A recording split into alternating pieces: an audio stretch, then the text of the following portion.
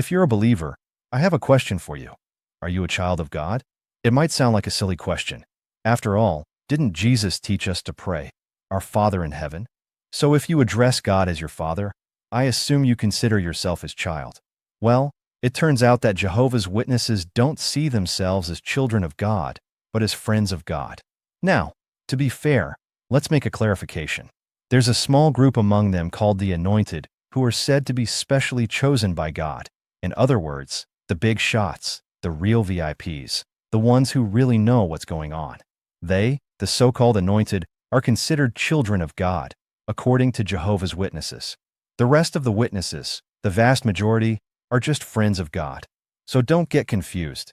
Even among true Christians, there are social classes. Not everyone is equal before God. And what about those who aren't witnesses? Oh, don't even get me started. According to them, we're enemies of God. With statements that categorical, I'm sure that if you're not a Jehovah's Witness, you won't be able to sleep tonight. When you hear things like this, it's only natural to ask, seriously? Does the Bible really say that? Stick around until the end, because in this video we'll talk about this and other strange beliefs of Jehovah's Witnesses. So, let's get started. Let's start with this strange belief that some Jehovah's Witnesses are children of God, while others are just his friends.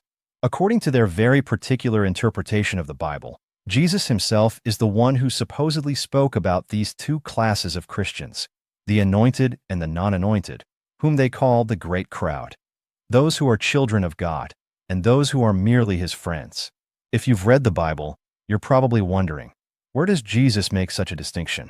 To support this idea, Jehovah's Witnesses usually quote John chapter 10, verses 14 through 16, where Jesus says, "I am the fine shepherd. I know my sheep, and my sheep know me, just as the Father knows me, and I know the Father, and I surrender my life in behalf of the sheep. And I have other sheep, which are not of this fold. Those too I must bring in, and they will listen to my voice, and they will become one flock, one shepherd." And I can already see Jehovah's Witnesses saying, "See, I told you. It's right there, crystal clear. Jesus said he had other sheep in another fold. There it is. My governing body can't be wrong." All right, let's slow down and take this step by step. According to the Gospel of Matthew, when a Phoenician woman, that is, a non-Israelite, approached Jesus and asked him to expel a demon from her daughter, Jesus initially refused to help her. How is that possible? Why would he do that? Let's let Jesus himself answer that question in Matthew chapter 15, verse 24.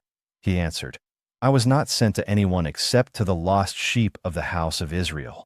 It was only after the woman insisted repeatedly that Jesus finally agreed to help her. But here's the key point.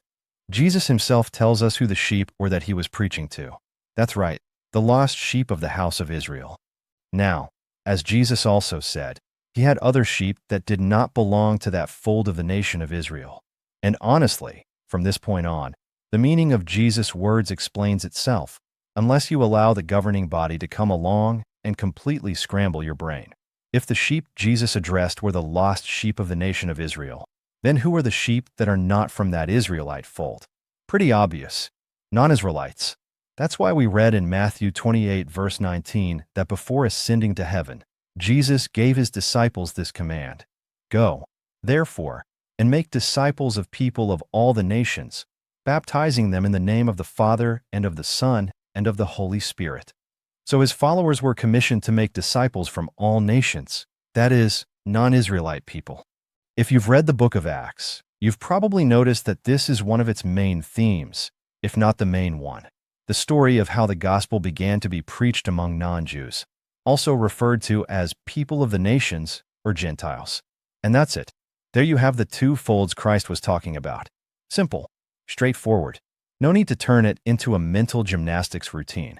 Unless, I insist, you let the governing body step in and dizzy you with an overly convoluted explanation. Now, back to the question of who the children of God are.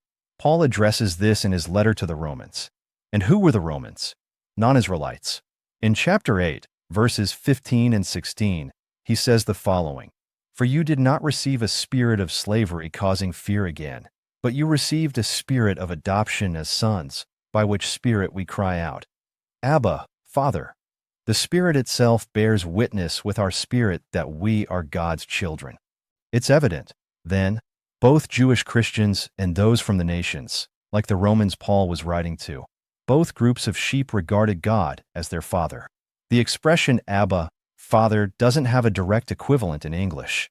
It's an Aramaic term that children use to address their fathers with deep affection.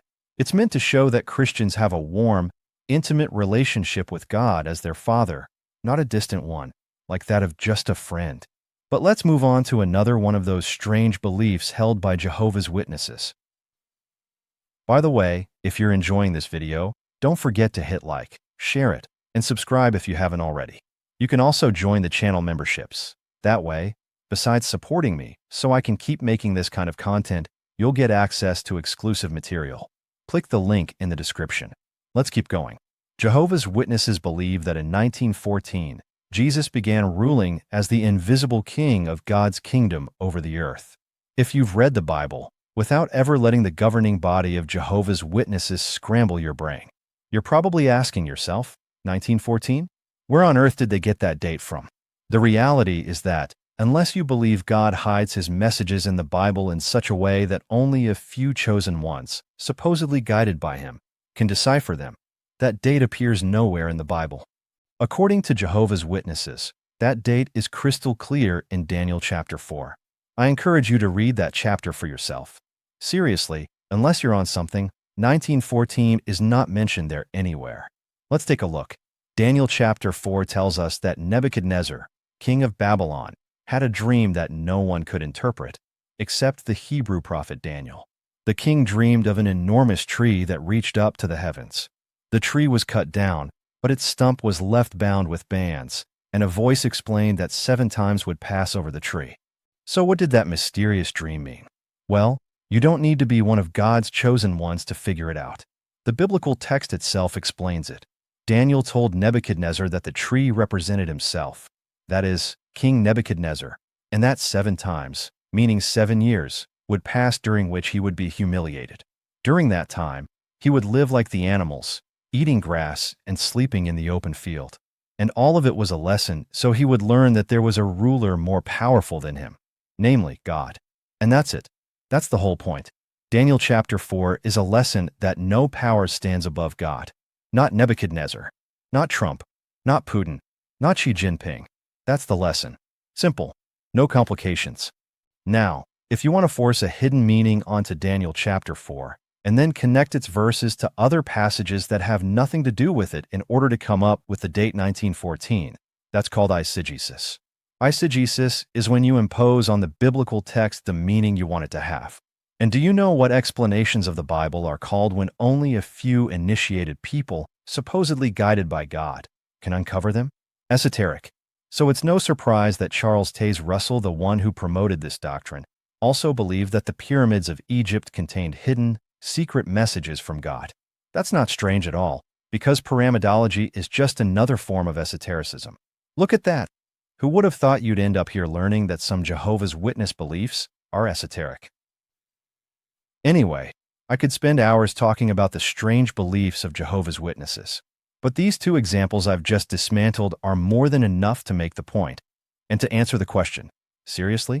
Does the Bible really say that? By the way, if you want to learn about more strange beliefs of Jehovah's Witnesses, click this link. It'll take you to a playlist with several videos on the topic.